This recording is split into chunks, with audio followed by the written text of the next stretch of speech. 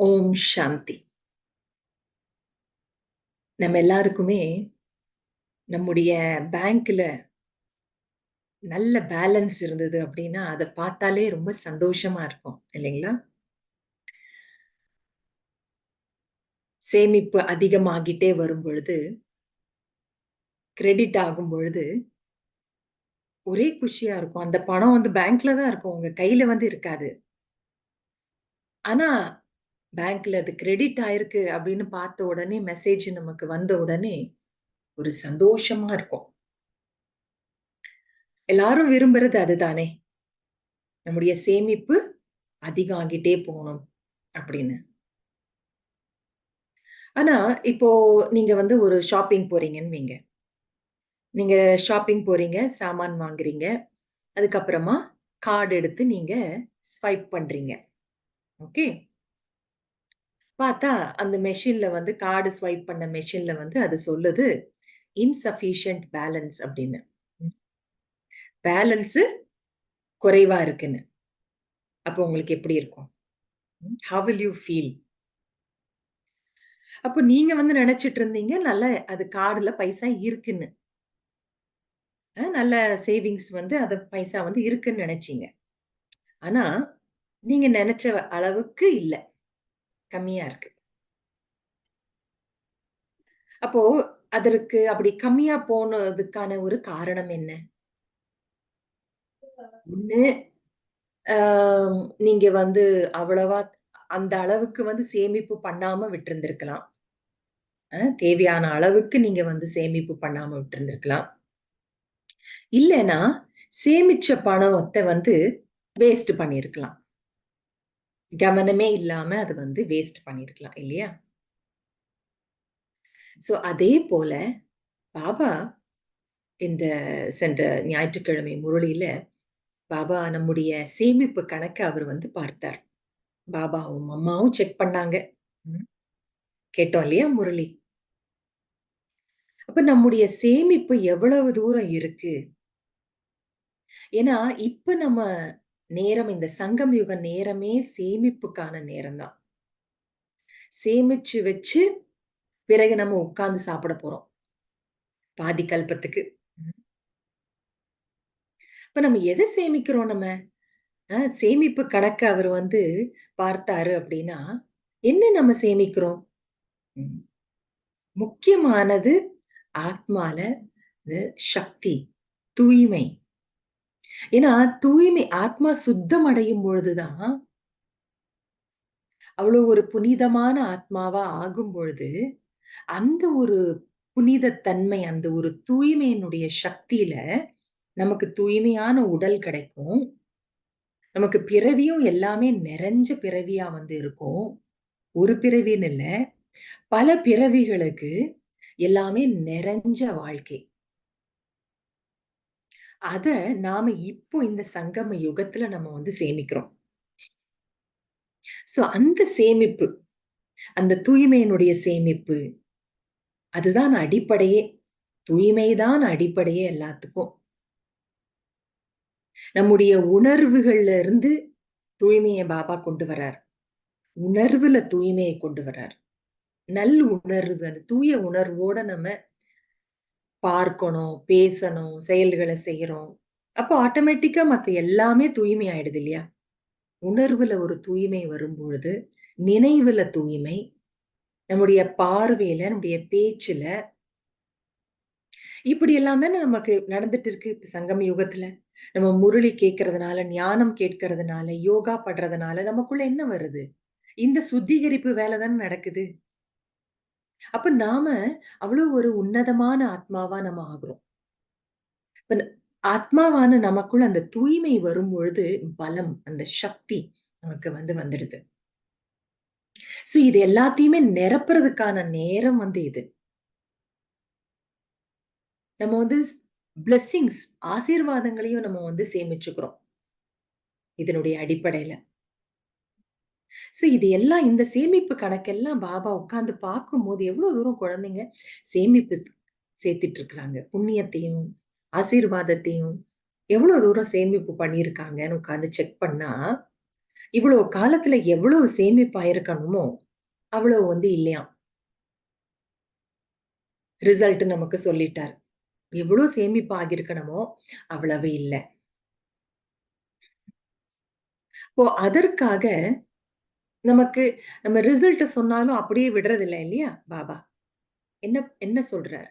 அதை எப்படி சேவிங்ஸ வந்து அம் அதிகரிக்கலாம்? சேமிப்பு கணக்க எப்படி அதிகரிக்கலாம்? அப்படிங்கிற வழிமுறையும் நமக்கு தந்தை சொல்லிக் குடுக்கிறார். அதற்கான ஒரு வைர சாவி நான் உங்களுக்கு குடுக்குறேன் அப்படின்னு சொல்றார். சோ அந்த வைர சாவி வந்து என்ன? நிமித் பாவ நிர்மாண பாவ். அதாவது நிமித் பாவ் அப்படின்னா, கருவி என்ற உணர்வு. நிர்மான் பாவ் அப்படின்னா, பணிவு உணர்வு. இப்போ நான் ஒரு பணிவான கருவி அப்படிங்கிற ஒரு உணர்வு. இது டைமண்ட் கீயாம். நம்முடைய சேமிப்பு கணக்க அதிகரிக்கக்கூடிய வைர சாவியாம். இப்போ அ அந்த முரளி நீங்க எல்லாருமே வந்து கேட்டிருப்பீங்க. 31 டிசம்பர் 2000 இல்லையா? சோ அதுல பாபா முரளியில என்ன சொல்றாருங்கிறத உங்களுக்கு நான் இப்போ படிச்சு முதல்ல அதனுடைய முக்கியமா அந்த ஒரு கருத்த மட்டும் நான் படிச்சு சொல்றேன். அப்புறம் நம்ம பார்ப்போம். பாபா என்ன சொல்றாருன்னா, "குழந்தைகளே நீங்கள் நல்ல திட்டமிடுகிறீர்கள். நன்கு சேவைக்கான வளர்ச்சியும் செய்திருக்கீங்க. ஆனாலும் ஏன் உங்களில் பலரில் சேமிப்பு கணக்கு குறைவாக இருக்கின்றது?" வந்துருச்சா? தந்தை ஒரு ஹார்ட் டூ ஹார்ட் கான்வர்சேஷன் பண்ணிட்டு இருக்கிறார். மம்மா கூட. அப்போ பாபா வந்து சொல்றார், "உங்களுக்குள்ள நீங்கள் முயற்சி செய்கின்றீர்கள். உங்களை பிஸியாக வைத்துக் கொண்டு தான் இருக்கிறீர்கள். சேவையில எல்லாம். ஆனாலும் ஏன் சேமிப்பு கணக்கு குறைவா இருக்கு? அதற்கான காரணம் என்ன? நீங்கள் சேவைக்கான பலமும், பலனும் பெறுகின்றீர்கள். பலம், பழம். Power and the fruit of service. அது உங்களுக்கு வந்து கிடைக்குது. பலம் வந்து என்ன? சேவையினுடைய அந்த ஒரு பலம் என்ன அப்படின்னா, உங்களுடைய மனதில் எழக்கூடிய திருப்தி. அ அந்த ஒரு மன நிறைவு. பழம் என்பதென்ன? சேவையினுடைய பழம், பலன். பிறருடைய மனதில் திருப்தி. அதுதான் சேவையினுடைய பலன்னு சொல்றார். நீங்க சேவை செய்றீங்க, முயற்சி செய்றீங்க, உங்களுடைய நேரத்தையும் நீங்க பயன்படுத்துறீங்க. அதே நேரத்துல திருப்தி உங்களுக்கு மனசுல திருப்தி இருக்கு. மற்றவங்களுடைய மனசுலயும் திருப்தி இருக்கு. அப் அது அது வந்து திருப்திங்கும்பொழுது உங்களுடைய மனசுக்கும் திருப்தி இருக்கணும். உங்க கூட சேவையில யாரு இணைஞ்சிருக்காங்களோ, அவங்க மனசுலயும் திருப்தி உங்கள்னால. அதுக்கப்புறம் நீங்க யாருக்கு சேவை செய்றீங்களோ, அவர்களும் வந்து திருப்தி அடையணும். அவங்க வந்து வெறும் அந்த முரளியில பாபா என்ன சொல்றார்? வெறும் ஆஹா! ரொம்ப நல்லா இருக்கு, ரொம்ப நல்லா இருக்கு. நல்ல நல்ல விஷயங்கள் எல்லாம் சொல்றீங்க. நல்லா இருக்கு, நல்லா இருக்கு. அப்படின்னு மட்டும் சொல்லக்கூடாதாம். கூடவே அவங்களுக்கு மன நிறைவையும் அவர்கள் அனுபவம் செய்யணும். எங்களுக்கு கிடைத்து விட்டது. எங்களுக்கு ஏதோ கிடைச்ச அனுபவம். கிடைச்ச அனுபவம் வந்து அவங்க பெறணுமாம். எங்களுக்கு ஒன்று கிடைத்து விட்டது. நாங்கள் அடைந்து விட்டோம்ங்கிற ஒரு வார்த்தைய அவங்க சொல்லணும். அந்த மாதிரி நீங்க சேவை பண்ணீங்கன்னா, உங்களுக்கு சேமிப்பு கணக்கு சேர்ந்திருக்கும் அப்படின்னு சொல்றார். ஏன்னா பாபா என்ன சொன்னார் அந்த முரளியில, நீங்க வந்து அந்த ஞான அம்பை விடுறீங்க அப்படின்னா, அது ஒரு சில பேர் வந்து அவர்களுடைய புத்தி அத போய் தாக்கலாம். ஆனா இதயத்த தாக்கணுங்கிறார். ம். நீங்க உங்களுடைய பேச்சு, நடவடிக்கை பிறருடைய இதயத்தை தாக்கணுங்கிறார். வெறும் புத்திபூர்வமா அவங்களுக்கு ஒரு ஞானமோ, விஷயமோ கிடைச்சது மட்டும் இருக்கக்கூடாது. அவருடைய இதயத்தை வந்து தாக்கணுங்கிறார். அந்த மாதிரி அம்பு விடுறதுக்கு தெரியுமா? அ அதாவது இதயத்த தாக்கணும்னா என்ன? They should have an experience of contentment. அவர்களுக்கு வந்து திருப்தியினுடைய அந்த மன நிறைவினுடைய ஒரு அனுபவம் நம்ம மூலமா அவங்களுக்கு கிடைச்சிருக்கணும். அப்போ ஆட்டோமேட்டிக்கா உங்களுக்கு வந்து சேமிப்பு கணக்குல வந்து விழுந்துரும். ஆசீர்வாதம் வந்துரும். சோ அதனால பாபா என்ன சொல்றாருன்னா, நீங்க வந்து பிறருக்கு நன்மை செய்யணும் அப்படிங்கும்போது, உடனே நமக்கு என்ன தாட் வருது? அவங்களுக்கும் ஞானத்த குடுக்கணும் அப்படின்னு. நல்ல விஷயம் தான். ஏன்னா ஞானம் தானே நம்ம ஞானத்த புரிஞ்சதுனால தான் நமக்குள்ள ஒரு மாற்றம் வந்தது. நமக்கு பல கேள்விகளுக்கான பதில் கிடைச்சது. பல குழப்பத்திற்கான ஒரு தீர்வு வந்து கிடைச்சது. அந்த ஞானம் தான் நமக்கு நன்மை செய்திருக்கு. அப்ப நம்ம மத்தவங்களுக்கும் நன்மை செய்யணும் அப்டின்னா, நம்ம உடனே நெனைப்போம், அவர்களுக்கும் நம்ம வந்து ஞானத்தை வழங்குவோம் அப்படின்னு. ஆனா பாபா என்ன சொல்றாரு? நீங்க புத்திய மட்டும் தாக்கக்கூடிய அம்பு அல்ல, இதயத்தை தாக்கணும் அப்படின்னு சொல்றாரு. அப்பதான் உங்களுக்கு சேமிப்பு கணக்கு அதிகரிக்கும். அப்போ அதற்கு வந்து அ எப்படி வந்து நம்ம இதயத்தை நம்ம வந்து தாக்குறது? அதாவது அவர்களுக்கு நல்ல ஒரு அ அனுபவத்தை நம்ம வந்து கொடுக்கிறது. அதற்கு பாபா ஒரு விஷயம் என்ன சொல்றாருன்னா, நீங்க சேவை செய்யும்போது உங்களுடைய உணர்வுல வந்து அந்த ஒரு உயர்ந்த தன்மை வந்து இருக்கணும். அந்த ஒரு தூய்மை வந்து இருக்கணும். எது இருக்கக்கூடாது அப்டின்னா, நீங்க முயற்சி செய்றீங்க, இல்ல ஒரு சேவை செய்றீங்க, ஒரு ஏதோ நல்ல செயல செய்றீங்கன்னா, அத நான் தான் செஞ்சேன் அப்டிங்கிற எண்ணமோ, உணர்வோ வரக்கூடாதுங்கிறார். ஏன்னா, அந்த உணர்வு வந்ததுன்னா, நீங்க என்னது? நீங்க சேவை செய்ததுடைய அந்த பலன் உங்களுக்கு போச்சு. சேமிப்பு அங்க இல்ல. இப்பயே வருமானம் கிடைச்சது. இப்பயே அத செலவழிச்சுட்டீங்க. சேமிப்பு அங்க இல்ல. சேமிப்பு தேவ தானே! அ. ஏன் நம்ம சேமிக்கணும்? நீங்க நல்லா யோசிச்சு பாருங்க. ஏன் சேமிக்கணும்?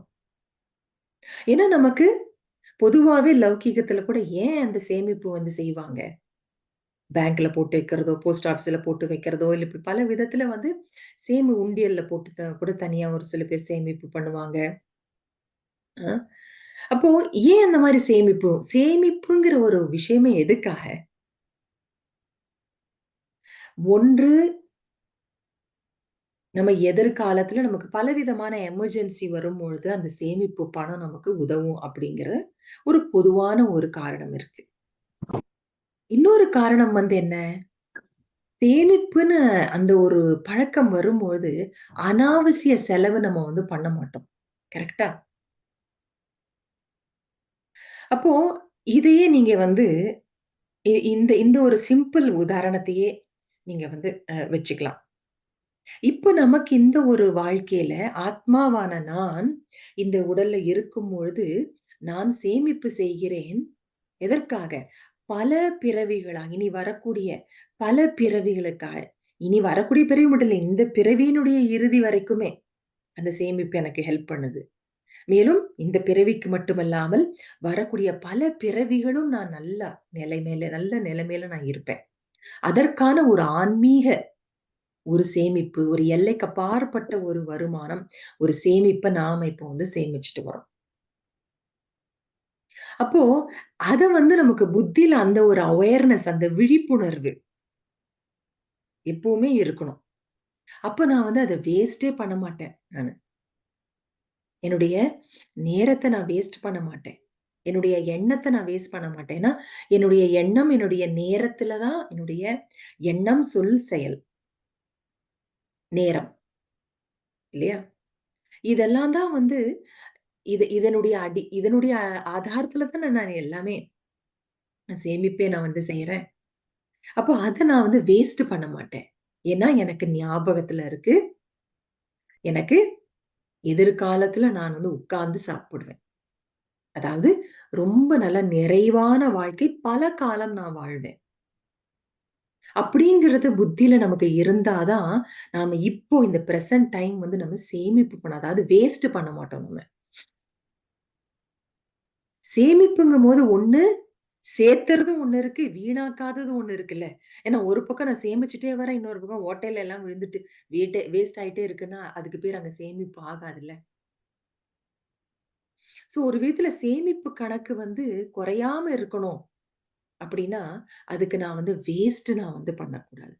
அப்ப வேஸ்ட் பண்ணாம இருக்கிறதுக்கு ஒரு முக்கியமான அ ஒரு வழி என்ன அப்படின்னா, ஒரு ஒரு ஒரு பாயிண்ட் என்ன? நமக்கு அந்த அவேர்னஸ், அந்த விழிப்புணர்வு.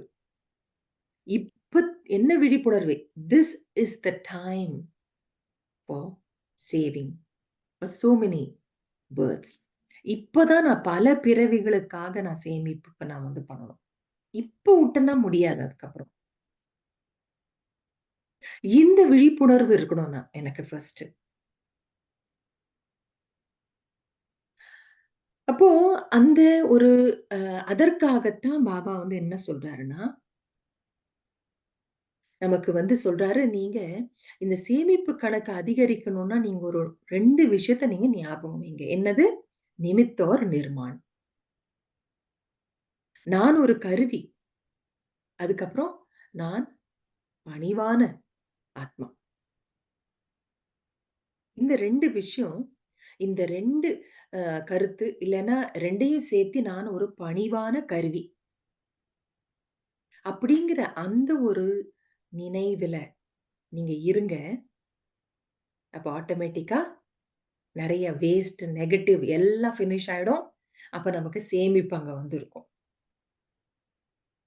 ஸோ அந்த அந்த முரளில கூட பாபா வந்து என்ன சொன்னாரு? நான் செஞ்சேங்கிற அந்த உணர்வு வந்து உங்களுக்கு வேண்டாம்.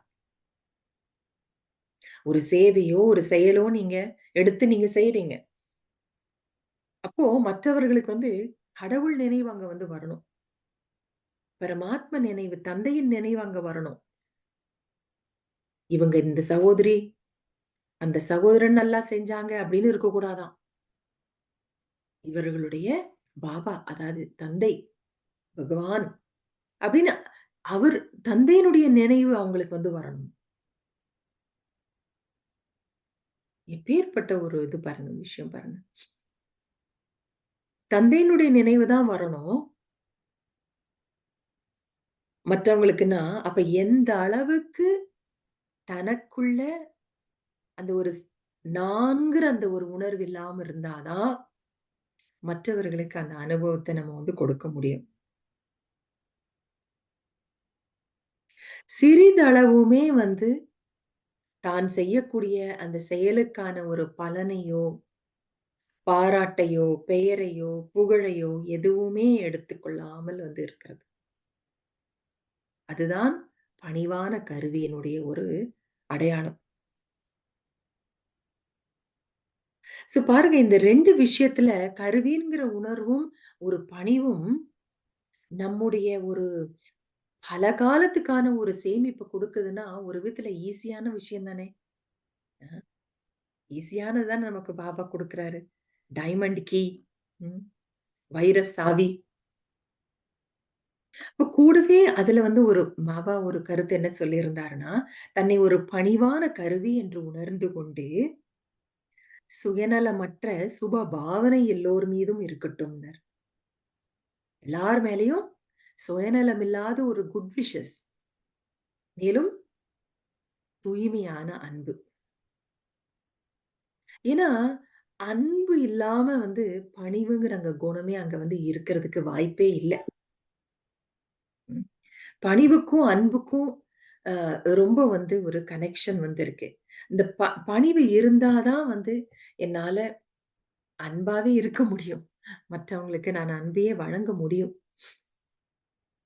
முதல்ல கருவி அப்படின்னு நம்ம வந்து சொல்லும்பொழுது, நான் ஒரு கருவி. பாபாவுடைய குழந்தையா இருக்கிறதுக்கும், பாபாவுடைய கருவியா இருக்கிறதுக்கும் என்ன வித்தியாசம் இருக்கு? ம். பாபாவோட குழந்தை தான். ஆனா பாபாவுடைய கருவியா நம்ம வந்து ஆகுறது. அங்க வந்து என்ன இருக்குன்னா, ஒரு பொறுப்பு வந்து அங்க வந்து எடுத்துக்கிறோம் நம்ம. அப்பாவுடைய வேலைய என்னுடைய வேலை அப்படின்னு நான் வந்து எடுத்துக்கிறேன். இன்னொரு விதத்துல வேற எப்படி சொல்லலாம்? என்னுடைய வேலை எல்லாமே அவரோடதுன்னு நானு நெனைக்கிறேன். அதுதான் கருவி அப்படிங்கிறது. கருவியானவர்கள் பாபாவுக்கு கீழ்ப்படிதல் உள்ள குழந்தையா இருப்பாங்க. குழந்தையா இருப்பதும், கீழ்ப்படிதல் உள்ள குழந்தை ஆகும்போது நீங்க கருவி ஆயிடுறீங்க. உலக சேவகனா ஆகுறீங்க. அதுதான் வந்து கருவியா ஆகுறதுன்னு. ஒவ்வொரு சுவாசத்திலும், ஒவ்வொரு வினாடியிலும் நாம நன்மை மிகுந்ததாவே நம்ம வந்து அத வந்து கழிக்கும் பொழுது, நம்ம ஆட்டோமேட்டிக்கா சேவகனா ஆயிடுறோமா? உலக சேவகனா ஆயிடுறோமா? ஏதாவது பிறருக்கு நீங்க கொடுத்துக்கிட்டே இருக்கீங்க, வள்ளலாக. எப்ப நீங்க சேவகனா ஆகுறீங்களோ, அப்போ கருவி. பாபாஸ் கருவி. பாபாவுடைய கரமா ஆயிடுறீங்க, கருவியா ஆயிடுறீங்க. அப்ப நான் ஒரு கருவின்னு உணர்ந்திருக்கும் பொழுது, அங்கு நான்கிற அந்த உணர்வு வந்து இல்ல. அந்த தேக அபிமானத்தினுடைய அந்த நான்கிறது அங்க வந்து கிடையாது. அப்ப நாம அப்ப அப்ப அப்ப நீங்க யோசிச்சு பாருங்க. நம்ம கருவியாக ஆக வேண்டும் என்றால், ஒன்று நிச்சய புத்தியும் வேணும். ம். முழு நம்பிக்கை. பாபா இருக்கின்றார். பாபா அனைத்தையும் அவர் தான் வந்து செய்விச்சுட்டு இருக்கார். அவருடைய கருவி நான். குழந்தைகள் இருக்காங்க, குடும்பத்தினர்கள் இருக்காங்க. அவர்கள் அனைவருமே பரமாத்மாவுடைய குழந்தைகள். அப்படிங்கிற உணர்வ நான் கொண்டு வரணும். அதுதான் கருவிங்கிறது. நீங்க நல்லா யோசிச்சு பாருங்க. உங்களுடைய குழந்தைகள் தான், உங்களுடைய அம்மா, அப்பா தான், உங்களுடைய சகோதரன், சகோதரி தான், கணவன், மனைவி என்னென்ன உறவு முறைகள் இருக்கோ, அதெல்லாமே உறவு முறைகள் இருக்குதான். அவங்க எல்லாருமே உங்களுக்கு சொந்தம் தான். ஆனா, அந்த சொந்தம், சரீர சொந்தம்ங்கிற அந்த எல்லைக்கு பின்னால, எல்லைக்கு அப்பாற்பட்டு பார்க்கும்போது, அனைவருமே பரந்தாமத்திலிருந்து வந்த ஆத்மாக்கள் தானே! அப்போ அவர்கள் வந்து இந்த பிறவில எனக்கு சொந்தக்காரங்களா இருக்காங்க. அப்ப இது ஒரு இந்த இந்த ஒரு குறுகிய காலத்துக்காக எல்லாரும் ஒரே இடத்துல வந்து இருக்கோம். அதுக்கப்புறம் நம்ம நம்ம பார்ட் முடிஞ்ச உடனே இந்த வேஷம், இந்த சரீரத்திலிருந்து விடுபட்டு நம்ம போயிடுவோம். அப்ப நமக்கு நான் இப்போ டெம்பரரி இந்த ஒரு குறுகிய காலத்துக்காக நான் இந்த ஆத்மாக்களுக்கு வழங்குவதற்காக, சேவை செய்வதற்காக நான் இந்த பிறவி எடுத்திருக்கேன்.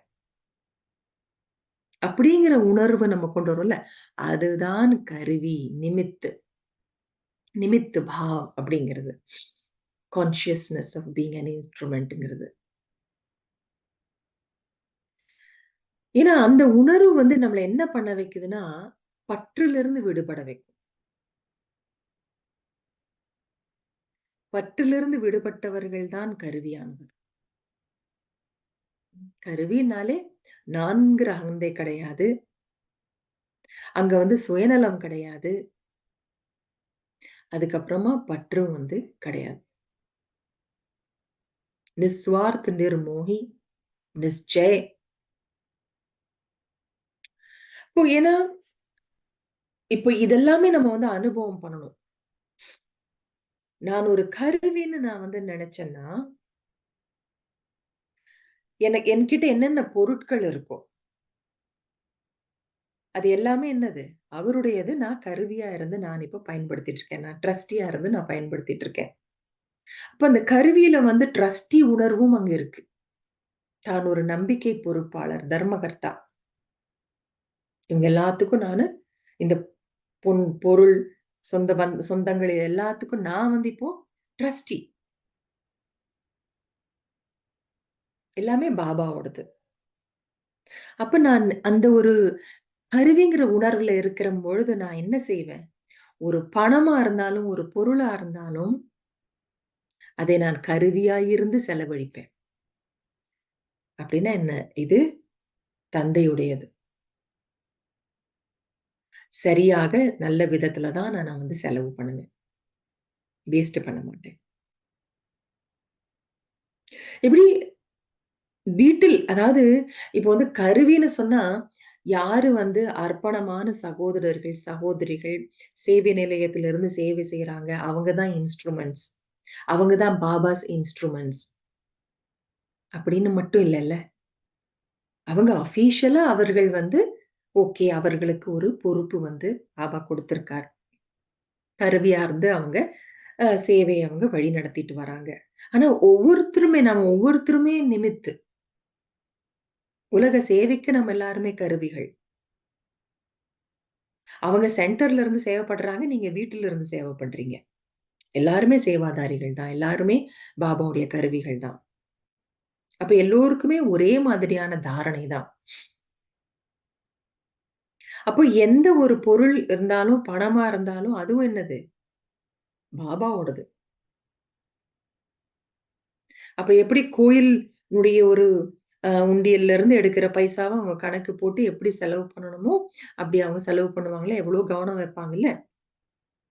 கடவுளுடைய பைசா. அப்ப நான் ஒரு கருவிங்கும்பொழுது, என்கிட்ட என்னென்னலாம் வந்து ரிசோர்ஸஸ் இருக்கோ, அத நானு நல்ல விதத்துல மட்டும் தான் நான் வந்து பயன்படுத்துவேன். என்கிட்ட என்னென்ன ரிசோர்ஸஸ் இருக்கு? ம். எனக்கிட்ட வந்து நல்ல வந்து சக்தி, உடல் பலம் வந்து இருக்கு. அப்படின்னு வைங்க. அப்போ அந்த சரீரத்தினுடைய பலத்த கூட நம்ம எப்படியெல்லாம் நம்ம வந்து யூஸ் பண்றோம். இல்ல யூஸே பண்றது இல்லையா? அ. அதுக்கப்புறமா திறமைகள் இருக்கு. ஒவ்வொருத்தருக்கும் ஒரு விதமான திறமைகள், ஒரு ஒரு சில சிறப்பு தன்மைகள்லாம் வந்து இருக்கு. அதையும் நான் பயன்படுத்தணும். கருவியா பயன்படுத்துறேன். இது எனக்கு பாபா கொடுத்தது இந்த ஒரு ஸ்பெஷாலிட்டீஸ் அத நான் இப்போ பயன்படுத்துறேன். பணம் இருக்கு. அதையும் நம்ம வந்து சரியான விதத்துல அத வந்து பயன்படுத்தணும். ஏன்னா அது அவருடையது. இப்படி ஒவ்வொன்றையுமே அந்த ஒரு ட்ரஸ்டி உணர்வில் இருந்து அனைத்துமே பாபாவுடையது அப்படிங்கிற அந்த உணர்விலிருந்து பயன்படுத்தணும். அதுதான் கருவியாக ஆகிறது. மேலும் நான் எதற்கான கருவி என்றால், நான் எங்க இருக்கணும்? நான் வீட்டுல இருந்தாலும் சரி, கடையில இருந்தாலும் சரி, வியாபாரம் பண்ணிட்டு இருந்தாலும் சரி, ஆஃபீஸ்ல வேலை பண்ணிட்டு இருந்தாலும் சரி, இல்ல ஸ்கூல்ல, காலேஜ்ல படிச்சுட்டு இருக்கிறவங்களா இருந்தாலும் சரி, வீட்டுல வேலை செய்துட்டு இருக்கிறவங்களா இருந்தாலும் சரி, சென்டர்ல சேவை பண்ணிட்டு இருந்தாலும் சரி, எல்லோருமே நான் அமைதியை பரப்புவதற்கான கருவி அப்படிங்கிற அந்த உணர்வு வந்து இருக்கணும். இந்த உலகத்துல அ அமைதியை பரப்புவதற்காக பாபா என்ன கருவியா வச்சிருக்கார். பரமாத்ம அன்பையும், அமைதியையும் பரப்புவதற்கான கருவி நான். இத கவனம் வைக்கணும். ஏன்னா நீங்க யோசிச்சு பாருங்க. அந்த நெனப்பு இருந்தது அப்படின்னா, அப்ப அமைதியை வழங்கக்கூடிய கருவி நான் எப்படி இருப்பேன்? அப்ப நான் என்ன பண்ணணுங்கிறது நமக்கு ஞாபகம் இருக்கும். நமக்கு தெரியும் இல்லையா? அமைதியை மட்டும் தான் நான் வந்து பரப்புவேன். அமைதியின்மையை அல்ல. ம்.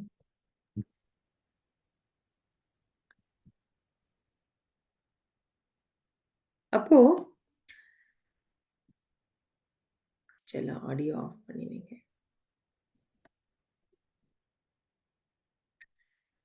இப்போ நமக்கு அந்த ஒரு பொறுப்பு வந்து வருது.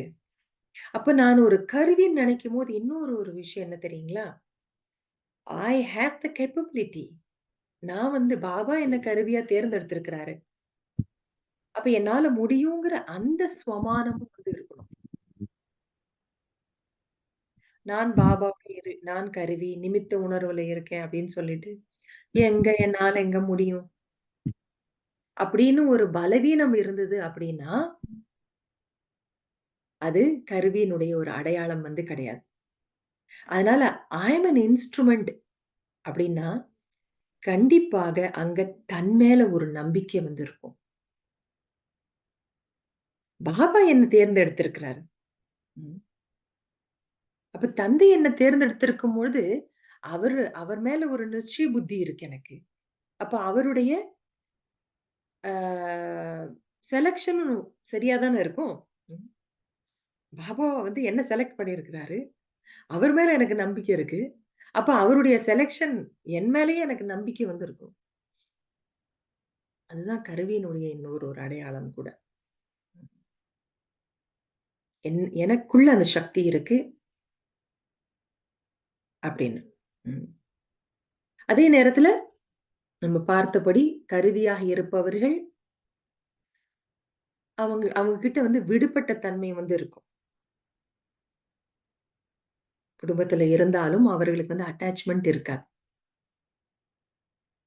விடுபட்ட உணர்வு. அன்பு இருக்கும். ஆனா பற்று இருக்காது. ஏன்னா நான் ஒரு கருவி. பாபாவுடைய கருவி. பாபாவுடைய குழந்தைங்கள எல்லாரையும் நான் பார்த்துக்கிறதுக்கான ஒரு நிமித்தமா நான் வந்து இருக்கேன். அப்படிங்கிற உணர்வு அவங்ககிட்ட இருக்கும் இல்லையா? அப்ப அங்க பற்றுதல் வந்து இருக்காது. விடுபட்டு இருப்பாங்க. எங்க வந்து பற்று இல்லையோ, அங்க சந்தோஷம் வந்து இருக்கு. பற்று இருந்ததுன்னா, துக்கம் வந்திருக்கு. அப்ப கருவிங்கிற உணர்வு நமக்கு இருக்கும்பொழுது, அங்க வந்து கண்டிப்பா விடுபட்ட உணர்வும், சந்தோஷமும் அங்க வந்து இருக்கும். அப்ப குடும்பத்தில் ஏதாவது ஒரு துக்கத்த நீங்க அனுபவம் பண்றீங்கன்னா, ஏதோ ஒரு விதத்துல அந்த இன்ஸ்ட்ருமென்ட் கான்ஷியஸ்னஸ் வந்து குறைவா இருக்கு. கருவிங்கிற உணர்விலிருந்து இறங்கி, நான், என்னுடையது அப்படிங்கிற உணர்வுல வந்துட்டோம். அதனால தான் வந்து அந்த துக்கம் வந்துருது. சோ அது ஒரு விஷயம். இன்னொன்று என்ன பாபா சொன்னாரு? பணிவு. ம். பட் நான் ஒரு கருவின்னு நினைக்கும் பொழுதே, அடுத்து அது கூடவே நமக்கு இந்த ஒரு பணிவுங்கிற குணமும் நமக்கு வந்து வந்துடும். அதே நேரத்துல பண் அப்படிங்கிறவங்களுக்கு கண்டிப்பா அந்த ஒரு பணிவு இருக்கணும். அதுதான் மேன்மை. பணிவே மேன்மை. அதாவது எல்லாத்துலயும் விட ஒரு பெரிய ஒரு செல்வம் எது? ஞான செல்வம் அப்படின்னு சொல்லுவாங்க. அதே போல எல்லாத்தையும் விட சிறந்த செல்வம் ஞான செல்வம். எல்லோ எல்லாவற்றையும் விட ஒரு சிறந்த ஆபரணம் பணிவு. ம். அப்போ சிறந்த ஒரு ஆயுதம் பொறுமைன்னு கூட சொல்லலாம். ம். சோ இந்த சிறந்த ஆபரணமான பணிவ நம்ம வந்து அணிஞ்சுக்கணும். பணிவு அப்படிங்கும்போது அதுக்கு வேற என்ன மாரி நம்ம சொல்லலாம்? அகங்காரமற்ற தன்மை இல்லையா? இந்த அகங்காரம், ஆணவம், அகந்தை அப்படின்னு என்ன விதமான ஒரு வார்த்தைகள் நம்ம பயன்படுத்தினாலும் சரி, எல்லாம் ஒண்ணுதான். அப்ப இந்த ஒரு ஒரு அகந்தையானது ரொம்ப சூட்சமமா இருக்கு. மறைஞ்சிருக்கு. நெறைய பேருக்கு தெரியறது கூட இல்ல. எனக்குள்ள அந்த ஒரு அகங்காரம் இருக்குங்கிறது கூட தெரியறதே இல்ல. நீங்க பார்த்தீங்கன்னா, அ மற்றவர்களுடைய ஒரு குறைய வந்து பார்க்கிறதும், அத விமர்சிக்கிறது அப்படின்னு ஒரு பழக்கம் இருக்குல்ல. இது கூட ஒரு அகங்காரத்தினுடைய ஒரு அடையாளம் தான். சரி நான் மத்தவங்களுடைய பலவீனங்கள நான் வந்து விமர்சிக்கல. இன்னொருத்தங்க விமர்சிச்சுட்டு இருக்காங்க. அத நான் வந்து கேட்கிறேன். ஓகே. கேட்டுட்டு உள்ளுக்குள்ள ஒரு விதமான ஒரு என்ன சொல்றது? இனம் இனம் புரியாத சந்தோஷம். ம். தனக்கே தெரியல. அத கேட்டு சந்தோஷமா உள்ளுக்குள்ள ஒரு சந்தோஷத்த அடைஞ்சுட்டு இருக்கோங்கிறது தனக்கே தெரியறதில்ல. அப்படி மத்தவங்களுடைய குறைய பத்தி சொல்லும்பொழுது, ஏதோ ஒரு வித திருப்தி தனக்குள்ள. இது எதனுடைய அடையாளம்? ஈகோனுடைய அடையாளம். அகங்காரத்தினுடைய ஒரு அடையாளம். ரொம்பவும் சூட்சமமானது. ஏன்னா, அங்க என்ன இருக்கு? பாத்தியா? அவங்களுக்குள்ள இந்த ஒரு நெகட்டிவிட்டி இருக்கு. அவங்க என்ன பெரிய இதுவா? அவங்களுக்குள்ளேயே இந்த பலவீனம் இருக்கு. மற்றவர்கள வந்து மட்டம் தட்டுறதுனால, தான் மேல இருக்கிற மாரி நெனச்சுக்கிறாங்க. நாம தான் பெருசு அப்படின்னு. இதெல்லாம் அகங்காரத்தினுடைய ஒரு அடையாளம். மற்றவர்களுக்கு வந்து பாராட்டு வரும்பொழுது, தனக்கு ஒரு ஏதோ ஒண்ணு இல்லாம கிடைக்காம போன மாரி ஒரு காலியா அனுபவம் பண்ணா, அது அகங்காரத்தினுடைய ஒரு அடையாளம் தான். நான்கிற அந்த உணர்வினுடைய ஒரு அடையாளம். பொறாமை வந்தாலும் அதுவும் நான்கிற அந்த உணர்வினுடைய ஒரு அடையாளம் தான். எனக்கு தான் பேரும் புகழும் வேணும் அப்படின்னு அந்த எண்ணம் தானே பொறாமைய கொண்டு வருது. சேவை எல்லாமே செய்றேன். ஆனா எனக்கு வந்து பெயரே வரல. என்னோட பெயரே அங்க வந்து சொல்லவே இல்ல.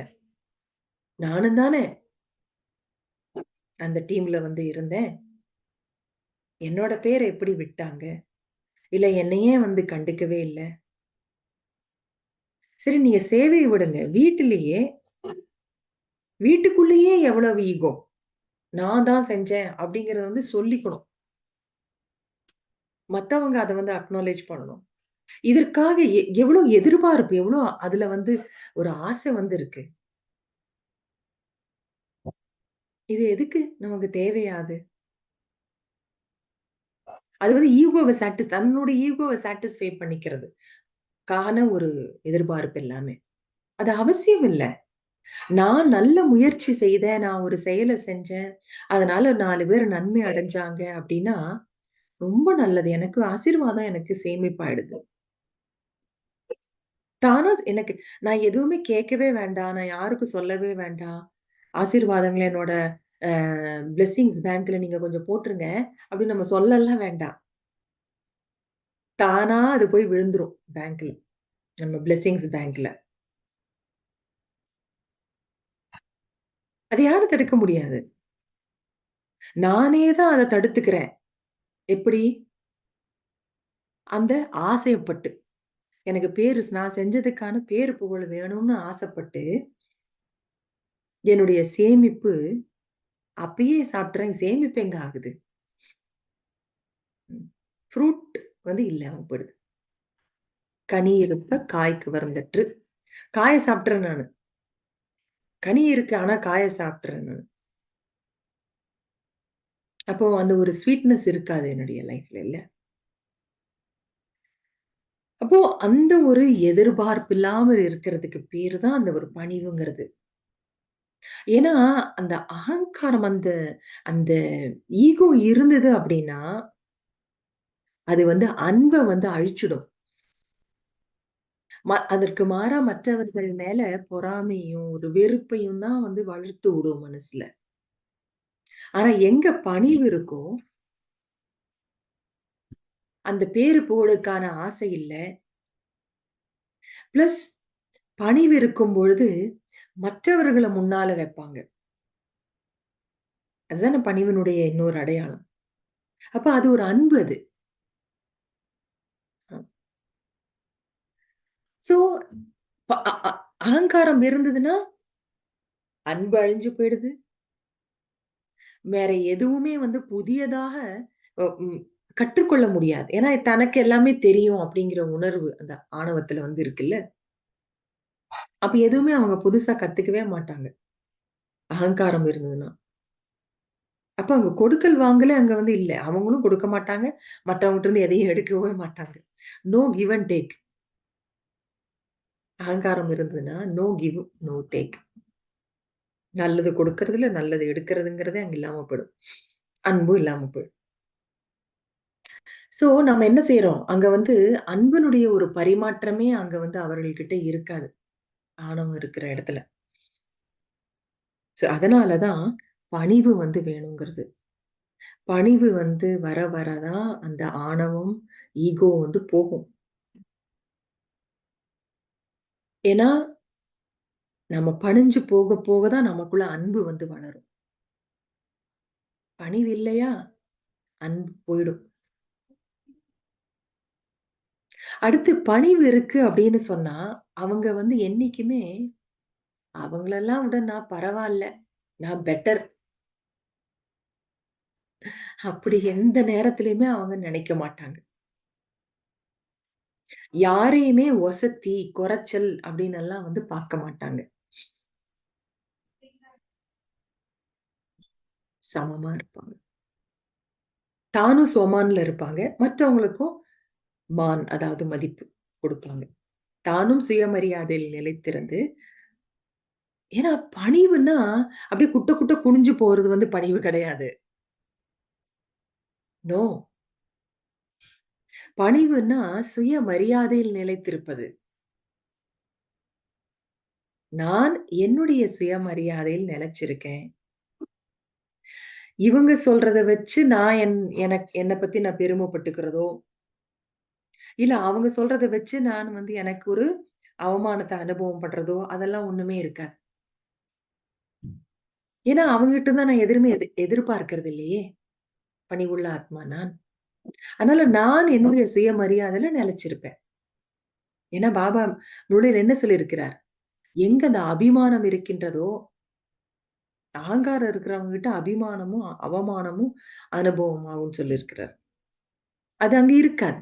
அகங்காரம் இல்லைங்கும்போது, அந்த அபிமானம் அப்படிங்கிற அந்த ஒரு அரொகன்ஸ் அந்த அகந்தையும் இருக்காது. அந்த அவமானத்தினுடைய உணர்வும் அங்க வந்து இருக்காது. அகங்காரி தன்மை அப்படிங்கிறது அதுதான். அப்போ அவர்களுக்கு வந்து எப்படி நம்ம முன்னாடி பார்த்தோம். அந்த எதிர்பார்ப்பு வந்து பெயர் புகழுக்கான எதிர்பார்ப்பும் கிடையாதுன்னு. அப்போ அவர்களுக்குள்ள அந்த மாரி இருக்கும்போது, எல்லோருடைய அன்புக்கும் பாத்திரமானவர்களா ஆயிடுவாங்க. பரமாத்ம அன்பிற்கும் பாத்திரமானவங்களா ஆயிடுவாங்க. இந்த தருணத்துல ஒரு ஒரு கதை ஒண்ணு வந்து ஞாபகத்துக்கு வருது. இது ஒரு சில அ அ ஒரு வகுப்புகள்ல பகிர்ந்து கொண்ட ஒரு கதை தான். ஹனுமானை பற்றிய கதை அது. ஹனுமான்னாலே பணிவினுடைய ஒரு உதாரணத்துக்கு சொல்லுவாங்க இல்லையா? அப்போ அவரு தான் வந்து அ கடல தாண்டி லங்கைக்கு போயி சீதைய கண்டுபிடிச்சார் இல்லையா? எவ்வளவு தாண்டி போகும்போது ஏகப்பட்ட அந்த அரக்கன், அரக்கி எல்லாம் வந்து தடை பண்ணாங்க. அது எல்லாத்தையும் கடந்து போய் அவரு பார்த்துட்டுலாம் வந்தார். ஆனா நான் தான் போய் சீதைய கண்டுபிடிச்சேன். நான் தான் போய் மோதிரத்த குடுத்துட்டு வந்தேன்னு அவரு எதுவுமே வந்து அவரு சொல்லிக்கல. பெரிய மலையவே தூக்கிட்டு வந்து வச்சார். அப்போ எல்லாமே ஒரு படையே எல்லாமே அ போய் சீதைய வந்து எல்லாம் காப்பாத்திட்டு வந்தாங்க. ராமர் எல்லாம் போய் காப்பாத்திட்டு வந்தாங்கன்னா, முதல்ல இவர் போய் எல்லாம் பார்த்துட்டு வந்து, எல்லாம் மேப் எல்லாம் குடுத்தாரு அவரு இல்லையா? ம். ஆனா அவரு வந்து என்னைக்குமே நான்னே அவரு வந்து கொண்டே வரல. அந்த எண்ணமே அவருக்கு இல்ல. ஏன்னா, அவருக்கு எப்பவுமே ராம், ராம், ராம் தான். ஒரே ஒரு ராம்னுடைய நெனப்பு தான். ஹனுமானுடைய ஒரு கேரக்டர் வந்து அவ்ளோ அழகா ராமாயணத்துல வந்து சித்தரிச்சிருப்பாங்க. பலசாலியாவும் இருப்பார், புத்திசாலியாகவும் இருப்பார். அதே நேரத்துல டோட்டல் ஹியூமிலிட்டி பணிவு. அதற்கு காரணம் அந்த ஒரு அன்பும், இன்னசென்ஸும் அவர்ட்ட வந்து இருக்கும். குழந்தை மாதிரி அவருடைய மனசு வந்து இன்னசென்ஸ் அதாவது கள்ளம், கபடமற்ற ஒரு தன்மை. சோ அந்த பணிவுல வந்து ஒருவித இன்னசென்ஸும் வந்து இருக்கு. ஒரு அம் காளிதாசர் வந்து அம் அந்த அந்த ராமாயணத்துல காளிதாசர் வந்து நெறைய வேதங்கள்லாம் எழுதின அந்த ஒரு ஃபேமஸ் ரைட்டர் இல்லையா? அப்ப அவருக்கு வந்து ஏதோ ஒரு கல்வெட்டு ஒண்ணு, ஏதோ ஒரு இது வந்து கிடைச்சிருக்கு. பார்த்தோனே என்னது ஏதோ ஒரு ராமாயணத்தினுடைய ராமரை பற்றிய ஒரு ஏதோ ஒரு கதையினுடைய வாக்கியமா இருக்கே! அப்படின்னு பார்க்கும்போது இதுவும் புதுசா இருக்கே! வால்மீகி எழுதினது மாரி இல்லையே! இது என்னமோ வித்தியாசமா இருக்கே! அப்படின்னு பார்க்கும்பொழுது தெரிய வந்து தான், அது வந்து ஹனுமத் ராமாயணம்னு. அதாவது ஹனுமான் எழுதின ராமாயணம்னு. பிறகு என்ன ஏதுன்னு அத ஆராய்ச்சி பண்ணி பார்க்கும்போது தெரியுது, வால்மீகி ராமாயணத்த எழுதி முடிச்சுட்டார். எழுதி முடிச்சதுக்கு அப்புறமா போயி அ அத பார்த்து அத படிச்சு பார்த்து அவருக்கு ஒரே சந்தோஷம். ரொம்ப நல்லா ராமாயணம் எழுதியாச்சுன்னு. அப்போ அவரு ஹனுமான பார்க்க போகும்பொழுது, சுத்தி பக்கம் அவரு வந்து அவரு எழுதி வச்சிருக்கிறார் ஹனுமான். ராமாயணத்த, ராமருடைய கதைய. அப்ப அத வந்து படிச்சு பார்த்த உடனே, வால்மீகி கண்ல தண்ணி வந்துருச்சு. ஏன்னா, அவ்ளோ அழகா எழுதியிருந்தாராம். ஹனுமான் ராமாயணத்த, ராமருடைய கதைய. அப்போ உடனே ஹனுமான் வந்து பார்த்துட்டு, வால்மீகிட்ட சொன்னாராம், "ஏன் உங்க கண்லருந்து தண்ணி வருது? ஒ அ அ உங்கள உங்கள விட நான் ஏதாவது அ நான் நான் நான் நான் இந்த ராமாயணத்த எழுதினதுனால, நீங்க எழுதின ராமாயணத்த யாரும் படிக்காம போயிடுவாங்களோ?" அப்படின்னு சொல்லிட்டு, அவர் உடனே என்ன பண்ணிட்டாராம், எல்லாத்தையுமே டெஸ்ட்ராய் பண்ணிட்டாராம் அவரு. அப்போ ஹனுமான் வந்து சொன்னாராம், நீங்க வந்து ராமாயணம் எழுதினீங்க. எல்லாருக்கும் அது வந்து அந்த கதை போய் சேரணும்னு. ஆனா நான் வந்து ராமாயணம் எழுதினது எனக்காக. என்னுடைய ராமர நான் வந்து நான் வந்து கான்ஸ்டன்ட்டா நிரந்தரமா வச்சுக்கிறதுக்காக நான் எழுதினேன். அப்படின்னு அவரு சொன்னாராம். அப்போ வால்மீகி அதிர்ந்து போயிட்டாராம். ஏன்னா, அவ்ளோ சிறப்பா எழுதியிருந்தார். ஆனா, அவருக்கு வந்து அதனுடைய பெயர், புகழ் எதுவுமே வேண்டாம் அவருக்கு. எனக்கு எந்த ரெகக்னிஷனுமே வேண்டாம். எந்த பெயர், புகழுமே வேண்டாம். நான் செய்யறது எல்லாமே ராமர்னுடைய ஒரு அன்புல மூழ்கி இருக்கிறதுக்காக தான் அப்படின்னு அவரு செய்தார். அப்படிங்கிற மாரிலாம் கதை உண்டு. அதாவது இது இது ஒரு விதத்துல வந்து பணிவுன்னு சொல்லலாம். இன்னொரு விதத்துல இது கருவின்னும் சொல்லலாம். தன்னை அர்ப்பணித்த தன்மை. ஒரு கருவினால என்ன? ஒரு அர்ப்பணிப்பு அங்க வந்து இருக்கு. தான்ங்கிறதே அங்க வந்து இல்ல. சோ அதனால தான் பணிவான கருவி. Humble instrument. நிமித்த உணர்வும், நிர்மாண உணர்வும். அதாவது பணிவும் 2மே இணஞ்சு இருக்கிற ஒரு அற்புதமான ஒரு குணம் அது. இப்ப பாருங்க, நம்ம சின்ன சின்ன விஷயங்கள்ல எவ்வளவு எதிர்பார்க்கிறோம். அந் அது இப்ப நீங்க ஒண்ணு செஞ்சிருப்பீங்க. ஒரு அ அ ஒரு டீமாக ஒரு டீம் கூட நீங்க லீட் பண்ணியிருக்கலாம். அப்ப அந்த செயல் நல்லா அந்த ப்ராஜெக்ட் நல்லபடியா நடந்து முடிஞ்சது அப்படின்னு சொன்னா, அப்போ அவங்க வந்து ஓகே ரொம்ப நல்லா எல்லாம் பண்ணீங்க அப்படின்னு சொன்னா, அதோட திருப்தி அடைஞ்சிரணும். ரொம்ப நல்லா நல்லாமே எல்லாரும் இந்த ப்ராஜெக்ட் பண்ணீங்க. டீம் லீடர் வந்து ரொம்ப நல்லா கைடு பண்ணியிருந்திருக்கிறாரு அப்படின்னு சொல்லலையே! அப்படின்னு ஒரு எண்ணம் வருதா? இப்ப பாருங்களேன், எவ்வளோ ஒரு சூட்சமமா அந்த ஒரு எதிர்பார்ப்புகள் இருக்குன்னு. ஏங்க இது கூட வந்து இருக்கக்கூடாதா? ஒரு பாராட்டு கூட நான் வந்து எதிர்பார்க்க கூடாதா? இது இயல்பு தானே! மனித இயல்பு தானே! அதெல்லாம் எதிர்பார்க்குறது. ஆமா. மனித இயல்பு தான். இல்லன்னு சொல்லலையே! ஆனா நமக்கு இப்ப வந்து மனிதனிலிருந்து தேவதை ஆகுறதுக்கான எய்ம் நமக்கு இப்போ. எவ்வளவு பேர் இந்த உலகத்துல கூட லௌகீக வாழ்க்கையில, வேலைகள்ல ஞானம் அறியாதவர்கள் தான். ஆனா எவ்வளவு பேரு அவ்வளவு பணிவுள்ளவர்களா, எந்த ஒரு பேர் புகழ் இல்லாம, ஒரு பப்ளிசிட்டி வேணும் அப்படிங்கிறலாம் அன்னை தெரசா மட்டும் கூட எடுத்துக்கோங்களேன். அவர்கள் ஃபுல்லா இன்வால்வ்டா இருந்தாங்க அவ்வளதான். சேவையில. தானா பப்ளிசிட்டி அவங்களுக்கு. எல்லாருமே அத பாராட்டுனாங்க. எல்லாருடைய அப்பவும் கூட அவங்க அத எதுவுமே அவங்க எதிர்பார்க்கவே இல்லையே! இப்படி இருக்காங்க தானே! இந்த உலகத்திலயும். அப்ப நம்ம ஒவ்வொருத்தருமே வந்து திங்க் பண்ணி நம்ம செல்ஃப் செக்கிங் பண்ணி பார்க்கணும். எவ்வளோ தூரம் எனக்குள்ள வந்து நான் அந்த கருவிங்கிற உணர்வும் அனைத்துமே அவர் குடுத்தது. எனக்குள்ள ஒரு திறமைகள் இருந்தாலும், நற்பண்புகள் இருந்தாலும், செல்வம் இருந்தாலும், என்ன சொத்து எல்லாம் இருந்தாலும் எல்லாமே அவர் குடுத்தது. நல்ல காரியத்துக்காக நான் பயன்படுத்திட்டு இருக்கேன். அவருடைய காரியத்துக்காக பயன்படுத்திட்டு இருக்கேன். எல்லாம் நல்ல விதத்துல பயன்படுத்திட்டு இருக்கேன். இதுதான் கருவியினுடைய ஒரு அடையாளம். எல்லாமே அவருடையதுன்னு, எதுவுமே என்னுடையது இல்ல அப்படிங்கிறது கூட ஒரு வித பணிவினுடைய ஒரு அடையாளம். இந்த உணர்வு இருந்தது அப்படின்னா, ஆட்டோமேட்டிக்கா நமக்கு வந்து சேமிப்பு கணக்கு அதிகரிச்சுடும்.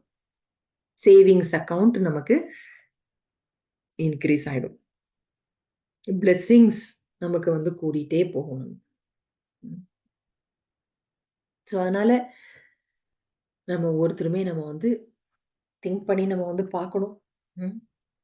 எவ்வளோ தூரம் நமக்கு எந்த விதமான சூட்சமமான அகங்காரமும் இல்ல. நான் வந்து அமைதியையும், எல்லோருக்குமே அன்பையும் பரப்புவதற்கான ஒரு கருவி. ம். அப்படிங்கிற உணர்வுல நாம இருக்கணும். பணிவு இருக்கும்போது எல்லா ஆத்மாக்களுக்குமே அன்பு தான் குடுக்கணும். சுயநலமற்ற சுபபாவனை மற்றும் தூய அன்பு கொடுக்கிறது தான் பணிவான கருவியினுடைய ஒரு அடையாளம். எனக்கு எல்லார் மேலயுமே எனக்கு அன்பு இருந்தது அப்படின்னா, நான் கண்டிப்பா ஒரு பணிவுள்ள ஆத்மா. அங்க அன்பு இருந்ததுன்னா, கருணை அங்க வந்து இருக்கும். அன்பு இல்லையா, என்னால கருணையும் காமிக்க முடியாது. அங்க பணிவும் வந்து இருக்காது. ம்.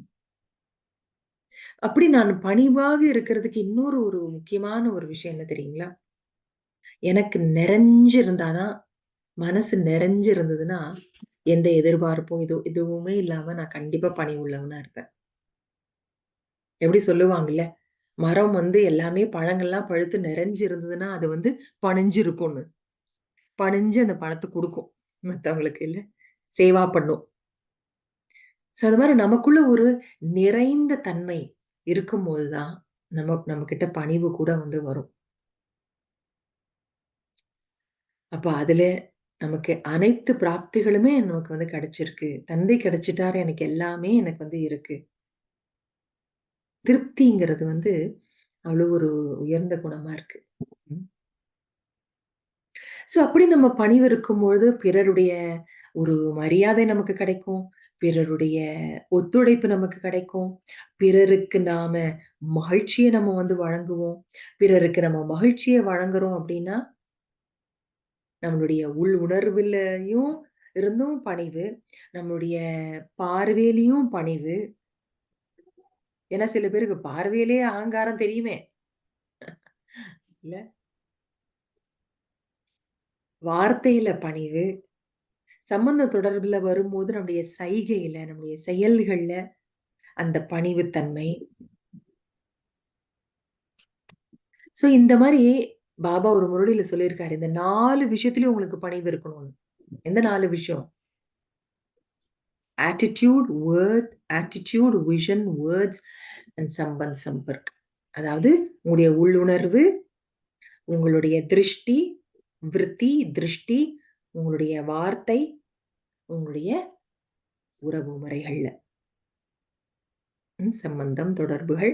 இதிலே 4 விதத்திலயும் அந்த பணிவு வந்து வெளிப்படணும் அப்படின்னு சொல்லியிருக்கிறார். ஸோ அப்படி இருக்கும் பொழுது பிறருக்கு நம்ம மகிழ்ச்சிய தானா குடுத்துருவோம். அவங்க வந்து அவ்வளோ ஒரு கம்ஃபர்ட் ஃபீல் பண்ணுவாங்க மற்றவங்க நம்மகிட்ட. ஸோ அப்போ அவங்க உள் மனசுல இருந்து நமக்கு என்ன கிடைக்கும்? பிளெஸ்ஸிங்ஸ் நமக்கு வந்து கிடைக்கும். ஆசீர்வாதங்கள் நமக்கு வந்து கிடைக்கும்.